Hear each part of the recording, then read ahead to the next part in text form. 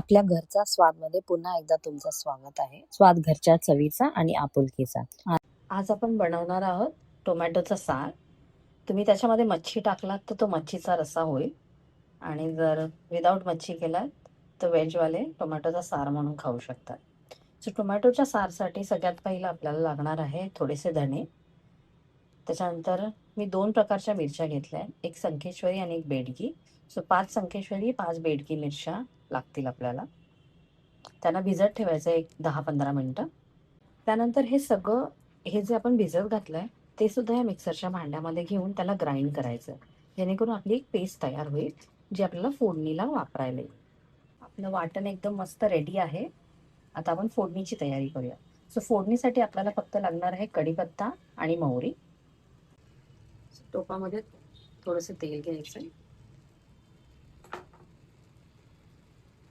तेल गरम झालं की आपण त्याच्यामध्ये मोहरी आणि कढीपत्त्याची फोडणी लावणार आहोत.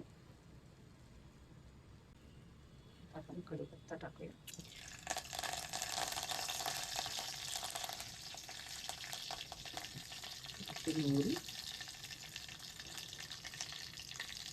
मोहरी तडतडली की आपण त्याच्यामध्ये जे आपण वाटण केलेलं आहे ते त्याच्यामध्ये टाकणार आहोत.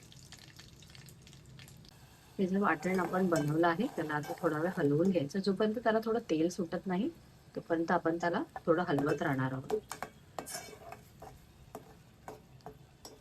आपण जेव्हा वाटण ग्राइंड करायला घेतलेलं तेव्हा त्याच्यामध्ये थोडंसंच मीठ टाकलेलं.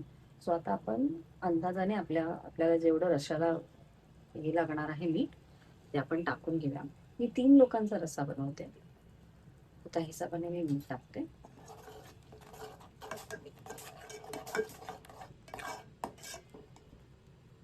आता आपल्या ह्या वाटणाला थोडा तेल सुटत आलंय. सो आपण त्याच्यामध्ये आपल्या अंदाजाने आता पाणी टाकून घ्यायचं. तर मी इथे माझ्या अंदाजाने पाणी टाकत आहे, सो जेणेकरून रस्सा जास्त पातळ पण होणार नाही.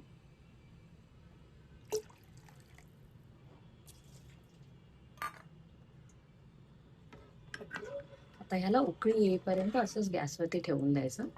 उकळी आली की तुमचा रस्सा रेडी. तर तुम्ही मच्छीसाठी बनवत असाल तर याच्यामध्ये तुम्ही प्रॉन्स किंवा पापलेट किंवा कोणतीही मच्छी जी तुमच्याकडे असेल ती याच्यामध्ये टाकून ह्याला मच्छीच्या रश्श्यामध्ये कन्वर्ट करू शकता. बट आज मी व्हेजच बनवते, त्यामुळे आज आपला मेन्यू आहे टोमॅटोचा रस्सा, झणझणीत आणि रुचकर.